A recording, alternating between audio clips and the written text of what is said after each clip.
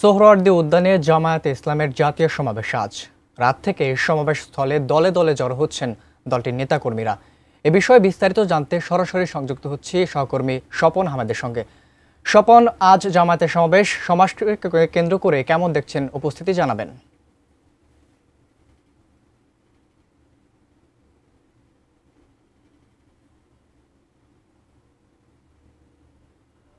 আপনি নিশ্চয়ই জানেন যে আজকে জামায়াত ইসলামের যে জাতীয় সমাবেশ, সেই সমাবেশ ঘিরে কিন্তু অসংখ্য নেতা এবং কর্মী প্লাস সমর্থক তারা কিন্তু এই সড়ক দিয়ে তারা সোহরাওয়ার্দী উদ্যানের দিকে যাচ্ছে। আমি পেছনের চিত্রটা আপনাদেরকে একটু দেখাতে চাই। বহু মানুষ তারা কিন্তু নিজেদের পতাকা সহ যে দাঁড়িপাল্লার যে প্রতীকের পতাকা, সেই পতাকা নিয়ে কিন্তু তারা এখান থেকে রওনা দিয়েছেন। তাদের উদ্দেশ্য একটাই, তারা আজকের যে জামায়াত ইসলামের জাতীয় সমাবেশ সোহরাওয়ার্দী উদ্যানে রাখা হয়েছে, সেই সমাবেশে তারা অংশ নিয়েছেন। তাদের মুখে কিন্তু একটাই স্লোগান, দাঁড়িপাল্লা দাঁড়িপাল্লা, এবং সেই দাঁড়িপাল্লার স্লোগানে তারা মুখরিত করে তুলেছেন। যেহেতু এই সমাবেশকে ঘিরে, জাতীয় সমাবেশকে ঘিরে জামায়াত ইসলামী আগেই ঘোষণা দিয়েছিল যে প্রচুর মানুষের সমাগম হবে, অর্থাৎ সারা বাংলাদেশের প্রতিটা ওয়ার্ড থেকে আসলে জামাতের যে নেতাকর্মী এবং সমর্থক রয়েছে তারা এখানে উপস্থিত হবেন। সেটি হয়েছে। গতকালকে রাত্রেও আমরা দেখেছি, আমরা যখন রাত্রে গিয়েছিলাম তখনও দেখেছি যে যদিও আজকে দুপুর 2টা থেকে আসলে সমাবেশের যে মূল কার্যক্রম সেটি শুরু হবে, তবে তার আগে থেকেই গতকাল রাত্রেও কিন্তু অসংখ্য মানুষ রাজধানী এবং রাজধানীর বাইরে থেকে তারা এখানে অংশ নিয়েছেন। এখন পর্যন্ত ভোর থেকে আসলে মানুষের যে যাওয়ার যে জনস্রোত সেটি আসলে লক্ষ্য করা যাচ্ছে। দেশের বিভিন্ন প্রান্ত থেকে তারা আসছেন। তারা বলছেন যে জামায়াতের যে 7টি দফা দাবি এই জনগণের মাধ্যমে ছড়িয়ে দেওয়ার যে উদ্দেশ্যে আসলে যে এই সমাবেশটি, সেটি হচ্ছে পিআর পদ্ধতিতে নির্বাচন এবং নির্বাচনের যে লেভেল প্লেয়িং ফিল্ড সেটি নিশ্চিত, পাশাপাশি জুলাই গণ অভ্যুত্থানে যে গণহত্যা হয়েছে সেটির বিচার নিশ্চিত সহ 7 দফা দাবি এই সমাবেশের মূল উদ্দেশ্য। এবং এই মূল উদ্দেশ্য আসলে জনগণের মাধ্যমে, এই সমাবেশের মাধ্যমে বাংলাদেশের যত জনগণ আছে সেই জনগণের কাছে ছড়িয়ে দেওয়াই এই সমাবেশের মূল উদ্দেশ্য, এমনটি আসলে নেতারা বলছেন। তো আপনি নিশ্চয়ই দেখতে পাচ্ছেন যে কত সংখ্যক মানুষ আসলে এখানে অংশ নিয়েছেন। যদিও যেটি বলছিলাম যে জামাতের পক্ষ থেকে বলা হয়েছিল সারা বাংলাদেশের আনাচে কানাচে থেকে মানুষের সমর্থন তারা পাবেন, সেটি ধীরে ধীরে হচ্ছে। আমরা সকালের ফজরের পর থেকে আসলে দেখতে পাচ্ছি যে এই সড়কটি দিয়ে আসলে মানুষ ঢুকছেন।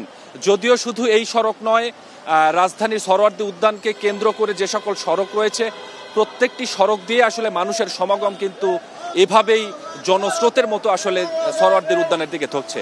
যেটি বলছিলাম যে গতকাল বিকেল থেকেই কিন্তু মানুষের যে আসার প্রবণতা সেটি ছিল, সেটি এখন আরও বেশি হয়েছে। যেহেতু দূর দূরান্ত থেকে যারা আসছেন তারা বাসে করে আসছেন, এবং বাসটি যে বাণিজ্য মেলার যে পুরনো মাঠ রয়েছে সেই মাঠে রাখার পরে আসলে এখান দিয়ে তারা হেঁটেই আসলে রওনা দিয়েছেন। যদিও অনেকটুকু পথ, এই পথ কিন্তু তারা মনে করছেন না যে অনেকটুকু পথ, কারণ তাদের মুখে যে স্লোগানটি আমরা দেখতে পাচ্ছি সেটি হচ্ছে শুধুমাত্র দাঁড়িপাল্লা দাঁড়িপাল্লা। একই সাথে তাকবীরের সাথে সাথে তারা কিন্তু এখানে যোগ দিয়েছেন। এখানে শুধু এক বয়সী মানুষ নয়, বিভিন্ন বয়সী মানুষ কিন্তু এই আজকের সমাবেশে যোগ দিয়েছেন। আমরা দেখতেই পাচ্ছেন, আমরা 2-1 সাথে একটু কথা বলার চেষ্টা করব। সব মশার বিরুদ্ধে সুরক্ষা দিতে এলো বসুন্ধরা এক্সট্রিম অ্যারোসল, মশার বিরুদ্ধে এক্সট্রিম সুরক্ষা। আপনারা কোন জায়গা থেকে আসছেন? আমরা পাবনা জেলা থেকে আজকে মহাসমাবেশে যোগ দেওয়ার জন্য আসছি। জামাত ইসলামের 7 দফা দাবি নিয়ে আসছি। তার ভিতরে অন্যতম দাবি পিআর পদ্ধতিতে নির্বাচন এবং নির্বাচনের লেভেল প্লেইং ফিল্ড, জুলাই গণহত্যার বিচার সহ আমরা 7 দফা দাবি নিয়ে আজকে সমাবেশে যোগ দিয়েছি। ধন্যবাদ। আপনারা যে প্রত্যাশা নিয়ে আসলে আজকের সমাবেশে অংশ নিয়েছেন, আপনারা কি মনে করছেন সেই প্রত্যাশা আসলে পূরণ হবে? আমরা ইনশাআল্লাহ তাআলা 100% আমাদের প্রত্যাশা সফল হবে ইনশাআল্লাহ। আমরা অনেক কষ্ট করে স্বৈরাচারকে বাংলাদেশ থেকে আমরা বিতাড়িত করেছি, উনি ভারত থেকে আশ্রয় পাচ্ছেন না। আমাদের আশা ইনশাআল্লাহ তাআলা, আমাদের আশা 100% পূরণ হবে। আপনাদের এবং ধন্যবাদ। যেমনটি শুনলেন, আসলে দূর দূরান্ত থেকে ইনারা যে যাচ্ছেন, এরা পাবনা থেকে আসছেন, এরকম প্রতিটি জেলা প্রতিটি ওয়ার্ড থেকে কিন্তু প্রচুর সংখ্যক মানুষ আমরা সকাল থেকে আসলে যাওয়া দেখছি। কেউ হয়তো বিভিন্ন ধরনের টি শার্ট গায়ে দিয়ে আছেন, জামাতের যে প্রতীক রয়েছে দাঁড়িপাল্লা, সেই প্রতীক সহ তারা এখান দিয়ে পাস করে চলে যাচ্ছেন। আমি যেমনটি বললাম যে আসলে শুধুমাত্র এই সড়ক নয়, সোহরাওয়ার্দী উদ্যানকে কেন্দ্র করে যে সকল সড়ক রয়েছে প্রত্যেকটা সড়কেই কিন্তু মানুষের যে জনস্রোতের মতো যে মানুষ আসছে সেটি কিন্তু আসছে। কারণ আমরা বিভিন্ন জায়গায় আমাদের আরও সহকর্মী রয়েছে, তাদেরকেও আমরা দেখেছি, তারাও যেটি আমাদেরকে জানিয়েছেন যে এই সড়কের মতো প্রতিটা সড়কে আসলে মানুষের জনস্রোত রয়েছে। তবে তাদের মূল যে দাবি সেটি হচ্ছে 7 দফা দাবির মধ্যে পিআর পদ্ধতিতে নির্বাচন, আরও একটি হচ্ছে জুলাই যে গণহত্যা হয়েছে সেই গণহত্যার বিচার সুনিশ্চিত। একই সাথে নির্বাচনের যেহেতু জাতীয় নির্বাচনকে সামনে কেন্দ্র করেই আসলে এই জাতীয় সমাবেশ তারা করছেন, জাতীয় নির্বাচনের যে লেভেল প্লেয়িং ফিল্ড সেটি যাতে নিশ্চিত থাকে সেই দাবিগুলো নিয়ে আসলে এরকম 7টি দফা দাবি নিয়ে আসলে তাদের আজকের এই জাতীয় সমাবেশ।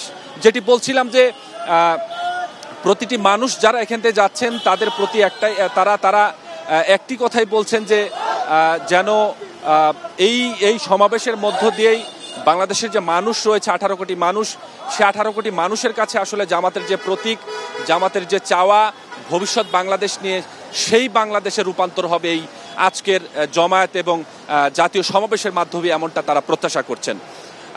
আমি আরেকটু বিষয় আপনাকে অ্যাড করে রাখি। গত কয়েকদিন ধরে আসলে জামাতের বিভিন্ন ইউনিটের সঙ্গে মিটিং হয়েছে, জামাতের যারা সিনিয়র নেতৃবৃন্দ রয়েছেন তাদের সাথে।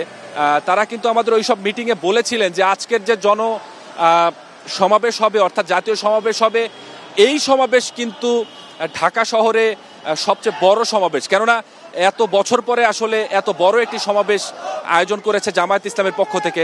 তারা আমাদেরকে আগেই বলেছিলেন যে এই সমাবেশে হয়তো 10 লাখের উপরে মানুষ হওয়ার সম্ভাবনা তারা টার্গেট নিয়েছেন যে 10 লাখের উপরে মানুষ হবে।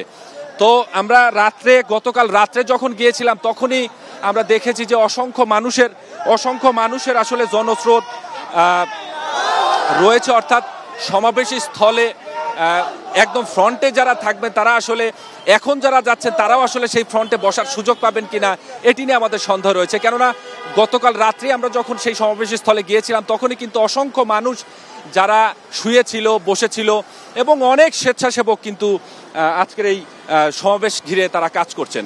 আরেকটি বিষয় আপনাকে বলে রাখি, এই সমাবেশ ঘিরে কিন্তু রাজধানীর বিভিন্ন মোড়ে মোড়ে কিন্তু আইন শৃঙ্খলা বাহিনীর যে সদস্যরা রয়েছে তারা কিন্তু তৎপর রয়েছে। কেননা ডিএমপির পক্ষ থেকে আগেই বলা হয়েছিল, আগেই নির্দেশনা